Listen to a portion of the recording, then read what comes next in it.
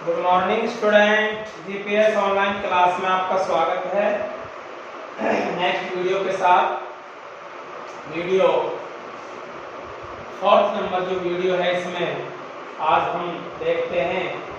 इससे पहले वाले जो वीडियो था उसमें हमने लास्ट में देखा कि जो कुपोषण है, कुपोषण क्या होता है, कुपोषण कितने प्रकार का होता है और कुपोषण से शरीर में कौन कौन से रोग उत्पन्न होते हैं।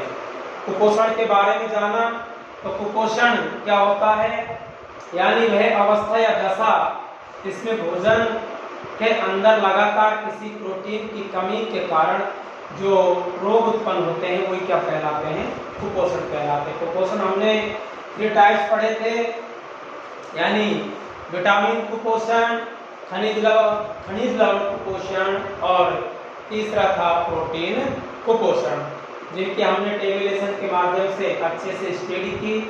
अब हम नेक्स्ट बात करते हैं पीने के पानी के गुण। पीने के पानी के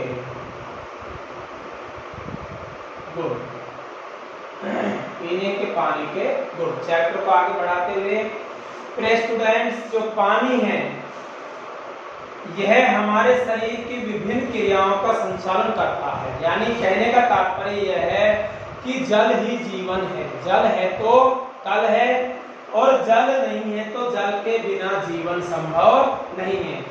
जल हमारी एक एक क्रियाओं को सुचारू करता है। खाने बगैर रह सकते हैं लेकिन बिना जल के हम 1 मिनट नहीं रह सकते। तो जल क्या है, हमारा जीवन है, क्योंकि जल से ही हमारे विभिन्न कार्य संपन्न होते हैं। तो जो जल है वो किस प्रकार का होना चाहिए, यानी जो पीने योग्य जल है उसके क्या क्या गुण होने चाहिए, या हम कहें कि जो जल है उसकी क्या क्या प्रॉपर्टीज होनी चाहिए। इसमें सबसे पहली जो प्रॉपर्टी है प्रिय स्टूडेंट्स वो है कि पीने योग्य जल में, पीने योग्य जल में बाहर से देखने पर, बाहर से देखने पर, बाहर से देखने पर किसी प्रकार की बाहरी अशुद्धियां, बाहरी अशुद्धियां दिखाई नहीं देनी चाहिए, नहीं देनी चाहिए। अर्थात कहने का तात्पर्य यह हुआ कि जो पीने योग्य अगर वो जल है तो उसमें अगर हम बाहर से जल को देख रहे हैं तो बाहर से जल को देखने पर जो बाहरी अशुद्धियां हैं, अब बाहरी अशुद्धियां यहाँ क्या होती हैं, जैसे तुनके, या मैं कहूं कण, कोई बाहरी मिट्टी के कण हैं, धूल के कण हैं या तुनके हैं, कोई बाहर से डस्ट डला है, या बाहर से कोई जो वनस्पति है, वनस्पति के यानी पत्ते वगैरह वगैरह अगर उसमें पड़े हुए हैं तो वो जो जल है वो पीने योग्य हमारे नहीं है। तो कहने का तात्पर्य पीने योग्य जल के क्या गुण होने चाहिए कि हमको बाहर से देखने से तो कम से कम जब हम बाहर से जल को देखें तो जिस पात्र में वो जल है वो पात्र का हमको पैंदा क्लियर दिखना चाहिए। अगर पैंदा क्लियर नहीं दिख रहा है, उसमें कुछ धुंधलापन है, तो जाहिर सी बात है कि उस जल के अंदर क्या है,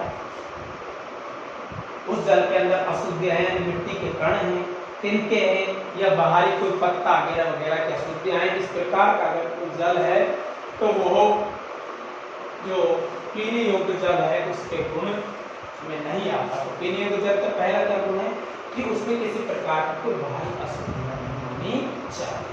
सेकंड नंबर पर जो यानी उसका पीएच, उसका पीएच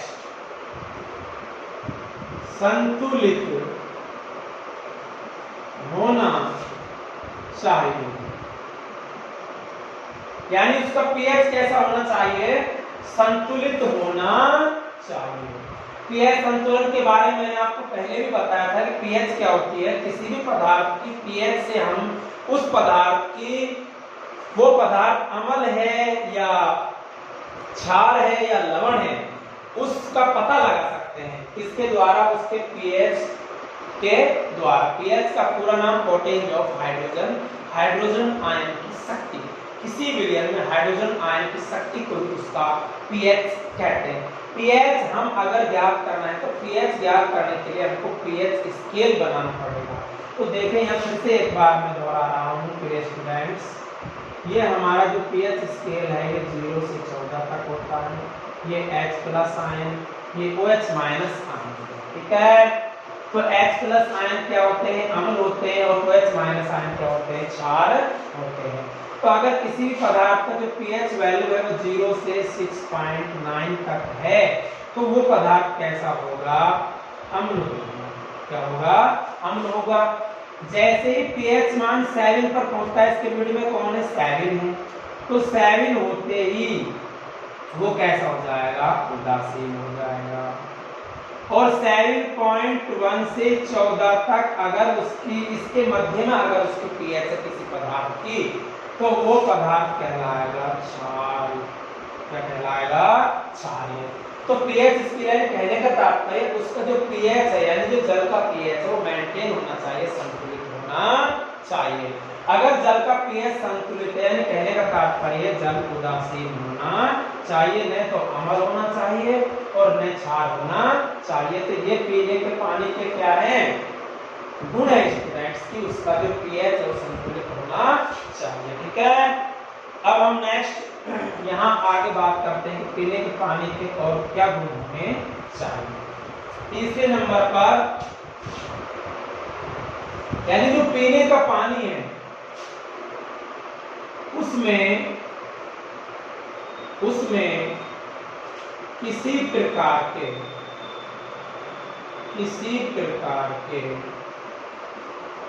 जीवाणु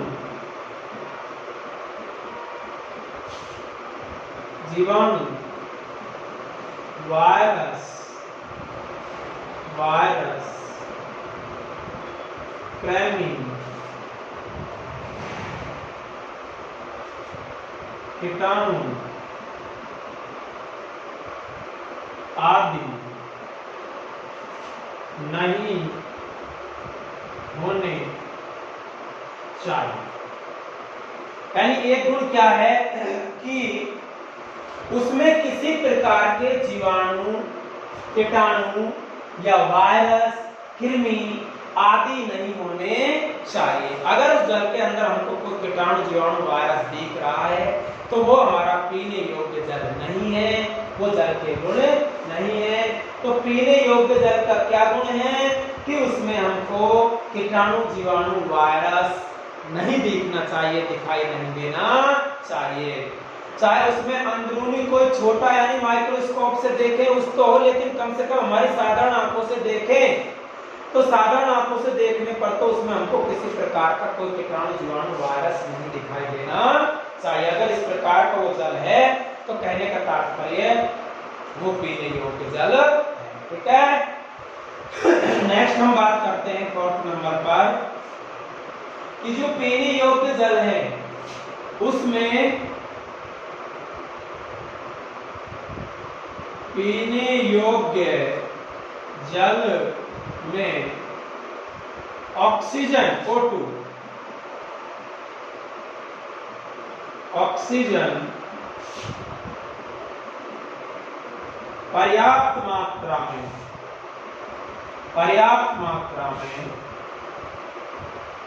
उपस्थित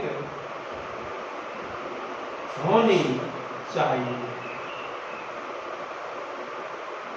प्रिय स्टूडेंट, क्या होना चाहिए, ऑक्सीजन उसमें यानी O2 है, पीने योग्य जल के अंदर O2 पर्याप्त मात्रा में होनी चाहिए। अगर उसके अंदर O2 पर्याप्त मात्रा में प्रेजेंट है, उपस्थित है, तो वह जल कैसा है, पीने योग्य है। अगर उसमें ऑक्सीजन की कमी है जल में, तो वह जल पीने योग्य नहीं है। इसलिए जब कभी जल में सड़न पैदा हो जाती है, तो सड़न पैदा होने के कारण जल के अंदर जो ऑक्सीजन है उसकी क्या आ जाती है, कमी आ जाती है, और जो जलीय जीव मरने लग जाते हैं। तो क्या गुण है उसका पीने योग्य जल का, कि पीने योग्य जल में ऑक्सीजन पर्याप्त मात्रा में, यानी प्रचुर मात्रा में, यानी वह जल ऑक्सीजन रिच होना चाहिए। अगर इस प्रकार के चार उसके अंदर गुण हैं, तो वह जल कैसा है, पीने योग्य जल है, वरना वह जल पीने योग्य नहीं है। तो बिल्कुल इजी है।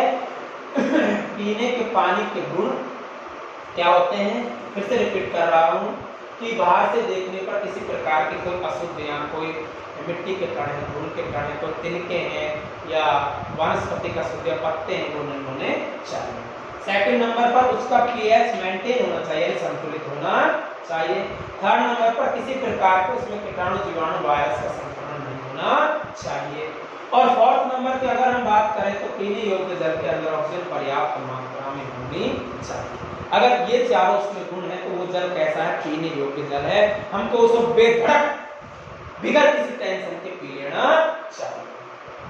अब हम नेक्स्ट बात करते हैं पीने योग्य पानी पीने योग्य पानी के फायदे, कि पीने योग्य जो पानी उसके हमारे शरीर में क्या क्या फायदे हैं। तो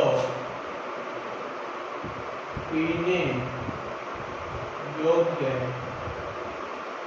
पानी के फायदे, पीने योग्य पानी के फायदे। तो देखो पीने योग्य पानी के क्या क्या फायदे हैं। मैं तो ये कहूंगा स्टूडेंट्स कि जल के इतने फायदे हैं जो हमारे याद है, वो सभी जल के क्या है, फायदे हैं। तो यहाँ जल ही हमारा जीवन है, जल के बिना जीवन संभव नहीं है, तो जल के तो फायदे ही फायदे होते हैं। तो ऑल ऑफ द फर्स्ट हम यहाँ पहले फायदे की बात कर रहे हैं कि जल से क्या फायदा होता है। तो पर्याप्त मात्रा में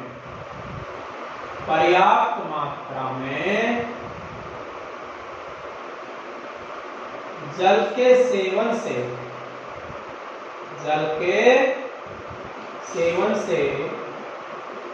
हमारी उपापचय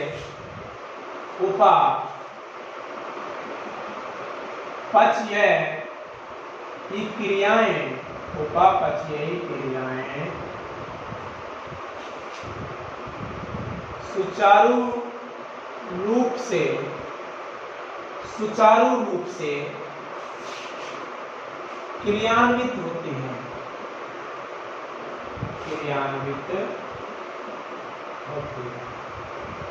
यानी पर्याप्त मात्रा में जल के सेवन से हमारी जो उपापचय क्रिया है, मेटाबॉलिज्म है, वो सुचारू रूप से सही ढंग से क्या होती है, क्रियान्वित होती है, सही ढंग से चलती है। सेकंड नंबर पर हम बात करते हैं पर्याप्त मात्रा में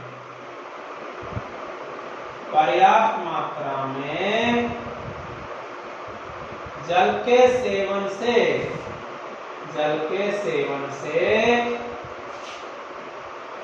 शरीर में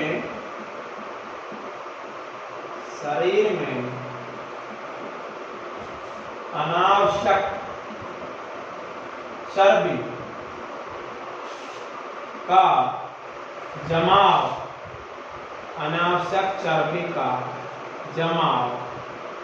नहीं होता है।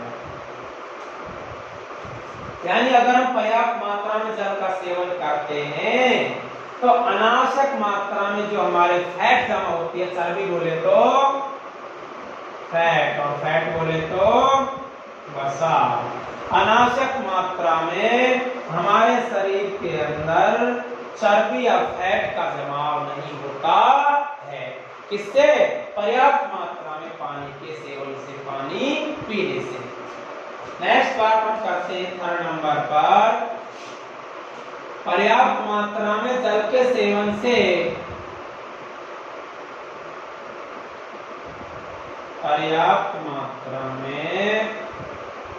जल के सेवन से हमारे शरीर से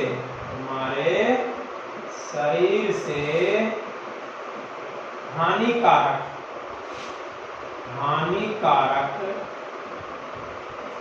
जीवाणु, कीटाणु,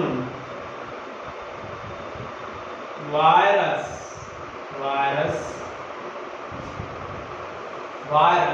हमारे शरीर से हानिकारक कीटाणु, जीवाणु, वायरस बाहर निकल जाते हैं ब्रैकेट में पसीने के दौरान।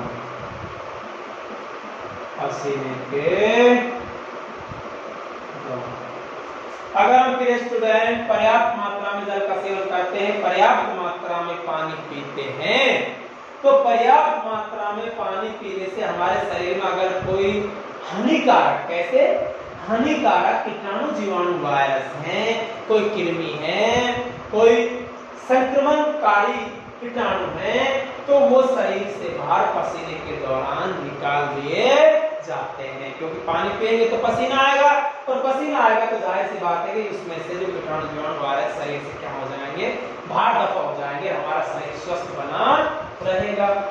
हम नेक्स्ट बात करते हैं 4th नंबर पर, टेम्परेचर यानी तापमान का नियंत्रण, यानी टेम्परेचर मेंटेन तापमान का नियंत्रण कैसे होता है। जब हम पर्याप्त मात्रा में पानी पीते हैं तो पर्याप्त मात्रा में पानी पीने से हमारी जो ह्यूमन बॉडी है उसमें पसीना आएगा, और पसीना आएगा तो पसीना जैसे ही वायु से टकराता है तो हमारे जो ऊपर की त्वचा है कैसी हो जाती है, ठंडी हो जाती है, और ठंडी होने के कारण हमारा तापमान शरीर का गिर जाता है, और तापमान गिर जाएगा तो हमारे शरीर को राहत महसूस होती है। आपने देखा होगा कि जो पादप हैं, पादपों के नीचे हम क्यों बैठते हैं, ऐसा क्या कारण है, धूप में क्यों नहीं बैठते? क्योंकि पादपों के नीचे वाष्पोत्सर्जन क्रिया होती है। वाष्पोत्सर्जन क्रिया के दौरान जो पादप है अपनी पत्तियों से जल की क्या करते हैं, हानि करते हैं, जल को उड़ाते हैं, और उस जल को जब उड़ाते हैं तो उस पादप के नीचे उस एरिया के अंदर वहां वाष्प होती है। वाष्प जैसे ही वायु से टकराती है तो ठंडी हो जाती है। ठंडी होने के कारण हमको पादप के नीचे ठंड का अनुभव होता है, इसलिए हम पादप के नीचे बैठते हैं। तो यहाँ भी जब पसीने से वायु टकराएगी तो हमारा जो शरीर है उसका टेम्परेचर डाउन हो जाएगा। डाउन होने के कारण क्या होगा कि हमारे शरीर को यानी राहत मिलेगी, राहत का अनुभव होगा। तो ये क्या करता है, पर्याप्त मात्रा में पानी पीने से हमारा तापमान नियंत्रित रहता है, शरीर का तापमान मेंटेन बना रहता है, यानी नियत बना रहता है। फिर हम 5th नंबर पर बात करते हैं, पर्याप्त मात्रा में जल के सेवन से, पर्याप्त मात्रा में जल के सेवन से हमारे शरीर में जो तंत्र हैं जैसे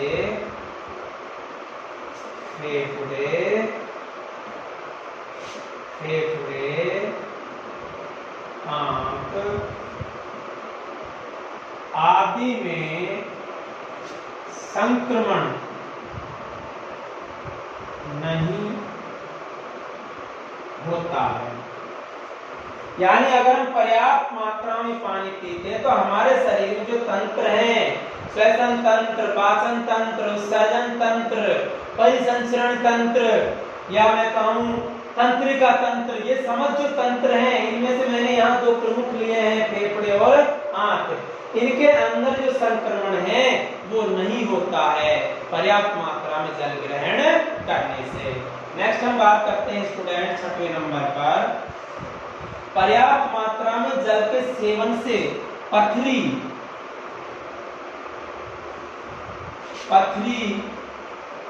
जैसी बीमारियां दूर हो जाती हैं। पर्याप्त मात्रा में जल के सेवन से पथरी जैसी बीमारियां क्या हो जाती हैं, दूर हो जाती हैं। ये कैसे होता है? जब हम पर्याप्त मात्रा में जल का सेवन करते हैं तो उस पर्याप्त मात्रा में जल के सेवन से क्या होता है कि जो हमारा यूरिन है, मूत्र है, मूत्र बोले तो यूरिन, क्या है? यूरिन।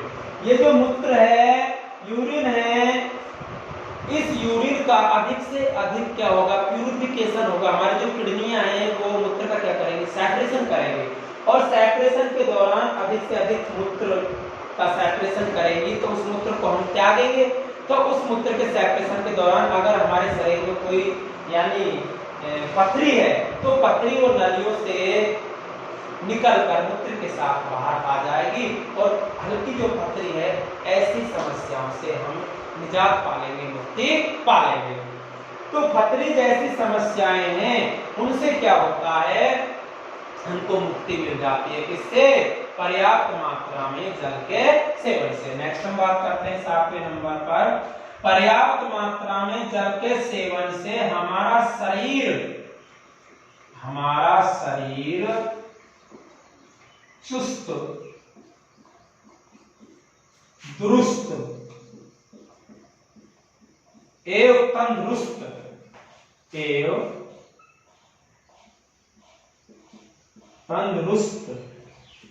बना रहता है। यानी अगर हम पर्याप्त मात्रा में जल का सेवन करते हैं तो पर्याप्त मात्रा में जल के सेवन से हमारा जो शरीर है वो चुस्त, दुरुस्त और तंदुरुस्त बना रहता है। यानी जो हमारे शरीर है उसके अंदर थकान महसूस नहीं होती है। किसके कारण? पर्याप्त मात्रा में जल के सेवन से। इसके बाद हम नेक्स्ट और बात करते हैं 8वें नंबर पर, और पीने के जल के क्या क्या फायदे हैं। देखो, मैं तो ये कहूंगा कि जल के तो फायदे ही फायदे हैं, जितना हो सके उतने फायदे हैं। तो जल का तो हमको, अगर हमारा शरीर नहीं भी मांग रहा है फिर भी हमको जल यानी बार बार लेना चाहिए, उसकी 2-2 घूंट हमको लेनी चाहिए। 8वें नंबर पर हम बात करते हैं कि पर्याप्त मात्रा में जल के सेवन से जो फेफड़ों में संक्रमण हो गया, तंदुरुस्त शरीर चुस्त और दुरुस्त हो गया। अब है पर्याप्त मात्रा में जल के सेवन से, पर्याप्त मात्रा में जल के सेवन से सर्दी, जुकाम नहीं होता है।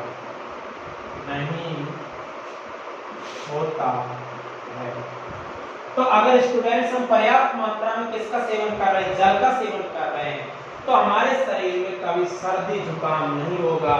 तो आज यहाँ ये भी आप अच्छे से देख रहे हैं कि अगर हम जल का सेवन अत्यधिक मात्रा में कर रहे हैं तो हमारे शरीर में सर्दी जुकाम नहीं होगा। ठीक है? अच्छा, और पर्याप्त मात्रा में जल के सेवन से देखो क्या होता है।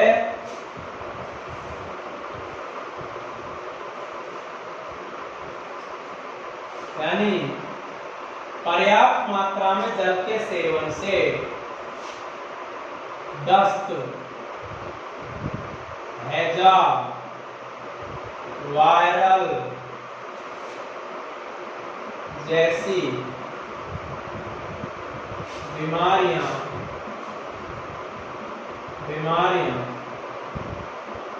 नहीं होती। यानी अगर हम पर्याप्त मात्रा में जल का सेवन करते हैं तो दस्त, हैजा, वायरल जैसी बीमारियां शरीर में नहीं होती हैं। तो ये है प्रिय स्टूडेंट्स पीने के पानी के फायदे, या पीने के पानी के क्या क्या हमारे शरीर में बेनिफिट्स हैं वो हैं। तो मैं समझता हूँ कि आपको पीने के पानी के क्या क्या फायदे एक एक अच्छे से याद हो गया होगा। तो हमने बताया था कि पीने का पानी है वो शरीर से तंदुरुस्त, चुस्त और दुरुस्त बना रहता है। पीने के पानी से फेफड़े और जो हमारी आंत है, छोटी आंत, बड़ी आंत, जो पूरा एलिमेंट्री कैनाल है, उसके अंदर आंतों में जो संक्रमण है वो नहीं हो पाता। जब आंतों में संक्रमण नहीं होगा तो दस्त है, हैजा है, निमोनिया, टाइफाइड जैसी बीमारियां इनकी हो जाएंगी, शरीर से मुक्ति पा जाएंगे। इसके अलावा पीने के पानी से क्या होता है, अगर किसी का मोटापा बढ़ रहा है तो अनावश्यक जो चर्बी का जमाव है, शरीर में फैट का जमाव है, वो भी नहीं हो पाता है। और जो पर्याप्त मात्रा में अगर हम पानी पिएंगे तो हमारे शरीर से पसीना निकलेगा। पसीने के दौरान कुछ जो शरीर के अनावश्यक कीटाणु जीवाणु हैं वो भी शरीर से पसीने के दौरान बाहर निकल जाते हैं और हमारा शरीर का जो टेम्परेचर वो मेंटेन बना रहता है। तो पर्याप्त मात्रा में हमको जल पीना चाहिए। हमको जल पीते समय कभी भी सोचना नहीं चाहिए।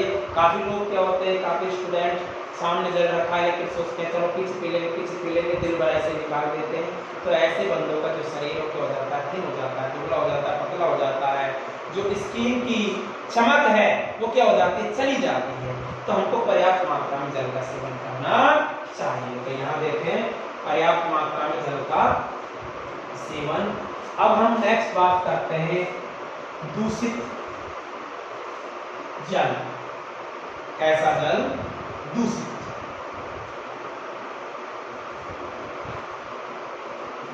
जल। नेक्स्ट है दूषित जल।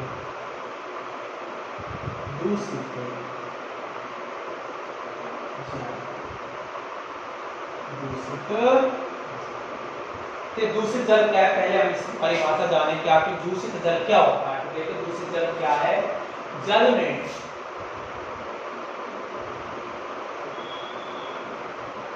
में कोई भी हानिकारक रसायन, जल में कोई भी हानिकारक रसायन या कीटाणु, जीवाणु, वायरस, जल में कोई भी हानिकारक रसायन या कीटाणु, जीवाणु, वायरस के मिलने से जल की गुणवत्ता में कमी आ जाती है।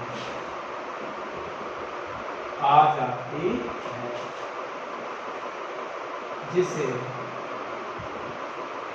दूषित जल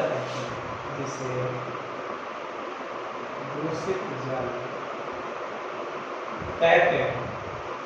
यानी दूषित जल क्या है?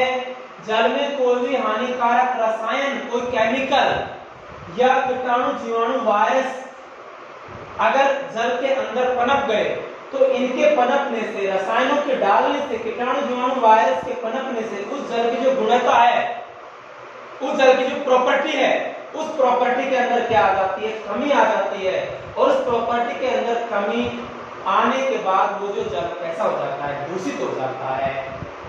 ऐसा हो जाता है, दूषित हो जाता है। यानी यहाँ प्रॉपर्टी जल की क्या है, यानी कहने का तात्पर्य जल में ऑक्सीजन की क्या आ जाती है, कमी आ जाती है। जल में O2 की क्या आ जाती है, कमी आ जाती है। और O2 की कमी के कारण उसकी गुणवत्ता कम हो जाती है और जो जलीय जीवों क्या होने लग जाते हैं, मरने लग जाते हैं। तो अगर इस प्रकार की कोई कमी जल के अंदर आ गई है, कोई रसायन उसमें डाल दिया है या कीटाणु, जीवाणु, वायरस उसमें संक्रमण कर दिया है, उसमें पनप गए हैं, तो जल की गुणवत्ता क्या हो जाती है, कम हो जाती है। इसके अलावा अब हम देखें कि दूषित जल के पीने से क्या क्या नुकसान है। तो दूषित जल के सेवन से, दूषित जल के सेवन से फेफड़ों, आंत जैसे अंगों में संक्रमण हो जाता है,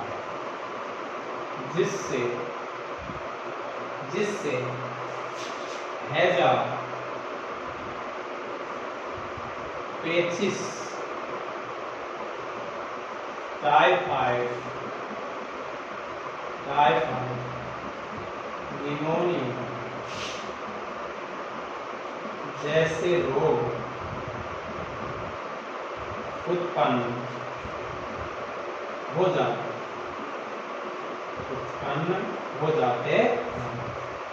यानी दूषित जल के सेवन से फेफड़े और आंतों में क्या हो जाता है, जैसे अंगों में संक्रमण हो जाता है। क्या हो जाता है? संक्रमण हो जाता है। और इस संक्रमण के कारण शरीर के अंदर हैजा है, पेचिस है, टाइफाइड है, निमोनिया है जैसी बीमारियां क्या हो जाती है, उत्पन्न हो जाते हैं। यानी दस्त लग जाते हैं, जिसको टाइफाइड, जिसको हम सामान्य भाषा में बोलते हैं दाना निकल जाता है। और हैजा यानी जो उल्टी दस्त है, ये क्या हो जाते हैं, ठीक है, उल्टी दस्त होने लग जाते हैं। किसके कारण? केवल दूषित जल से, क्योंकि दूषित जल के कारण हमारे फेफड़े और आंतों में क्या हो जाता है, संक्रमण हो जाता है। संक्रमण के कारण जो आंत है वो जल का अवशोषण नहीं कर पाती है, और जब जल का अवशोषण आंत नहीं कर पाती है तो वो जो अपशिष्ट पदार्थ हैं वो एक लिक्विड मेटल के रूप में गुदा से बाहर निकलते हैं, और वो स्थिति, वो कंडीशन कहलाती है दस्त लगना। तो ऐसा इनमें आंतों में संक्रमण के, इंटेस्टाइन में संक्रमण के कारण होता है, ठीक है। इसके अलावा देखो और दूषित जल के दूषित जल से क्या क्या रोग होते हैं। एक वेरी इंपॉर्टेंट है बच्चों, यानी दूषित जल के सेवन से, दूषित जल के सेवन से कृमि रोग और कृमि जनित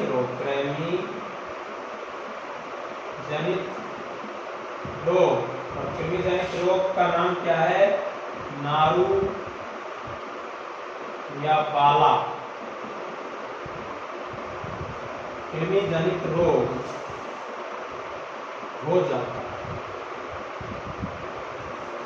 यह वेरी मोस्ट है, जितने स्टार लगा उतने ही कम है मेरे स्टूडेंट। इसमें काफी बार क्वेश्चन आया हुआ है, वो क्वेश्चन कैसे आया हुआ है वो अभी बताते हैं। पहले ये जाने कि दूषित जल के सेवन से कृमि जनित रोग कौन सा है, नारू और बाला रोग को कृमि जनित रोग के नाम से जाना जाता है।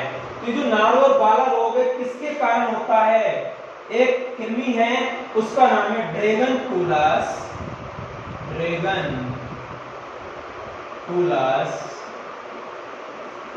मेंडिनेंसिस।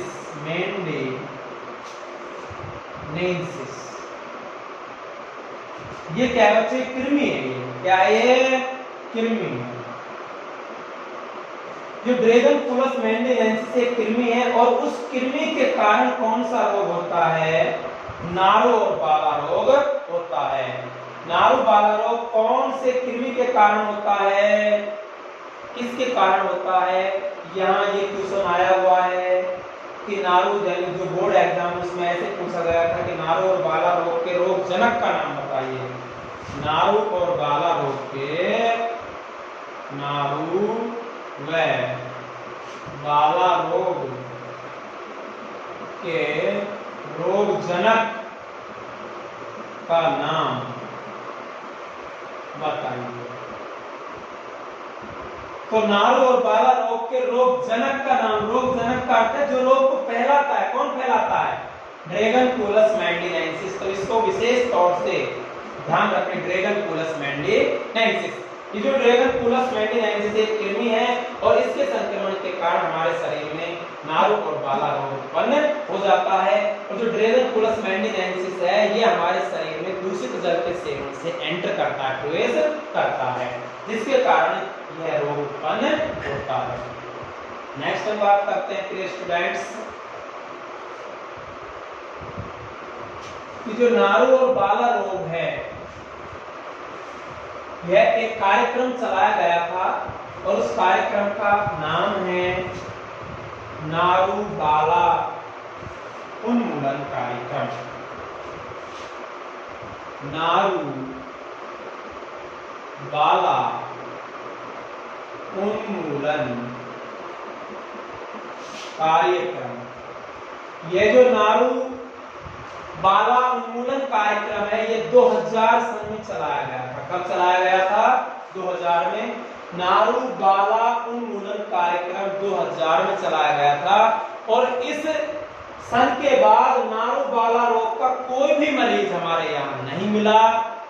यानी नारू बाला रोग उन्मूलन कार्यक्रम कब चलाया गया था? 2000 में। और इसके बाद यहाँ इसका एक भी मरीज नहीं मिला। तो नारू बाला रोग किसके कारण होता है? एक कृमि है, उसका नाम है ड्रैगनकुलस मैंडिनेंसिस।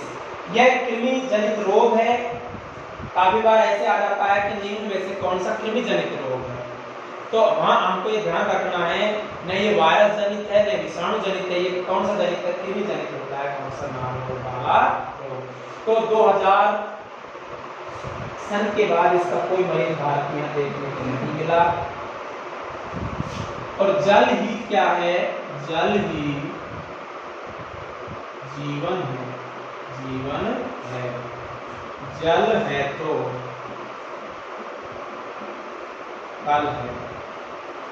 जल है तो कल है, यानी जल ही जीवन है, जल है तो कल है। इस कार्यक्रम में इस वर्ड को वहां लोगों के सामने पेश किया गया, वहां लोगों को इस वर्ड के द्वारा जागरूक किया गया। नारू जो बाला उन्मूलन कार्यक्रम है इसके द्वारा ये कब चलाया गया? 2000 सन में चलाया गया और इसके बाद एक भी मरीज देखने को नहीं मिला। इसका क्या लक्ष्य था? जल ही जीवन है, जल है तो कल है। अगर जल है तो हमारा जीवन संभव है, जल है तो यानी जल नहीं है तो हमारा जीवन भी संभव नहीं है। तो प्रिय स्टूडेंट्स, आज वीडियो में इतना ही। हमने जल के बारे में देखा कि जल के क्या गुण हैं, जल दूषित जल कैसा होता है, जल पीने के क्या क्या फायदे हैं। ये काफ़ी बार 2 नंबर में इजी वे में क्वेश्चन आ जाता है, तो इसको अच्छे से जो वीडियो है इसको आप यहाँ देखें, लाइक करें, शेयर करें। और मैं तो ये कहूँगा कि जितने अपने जो स्टूडेंट साथी हैं उनको इसे शेयर करें और उनसे अगर कोई इसमें कमी है, आपको कोई चीज़ समझ में नहीं आ रही है तो कमेंट्स बॉक्स में डालकर ज़रूर बताएं ताकि आपकी समस्या का समाधान हो सके। Thank you.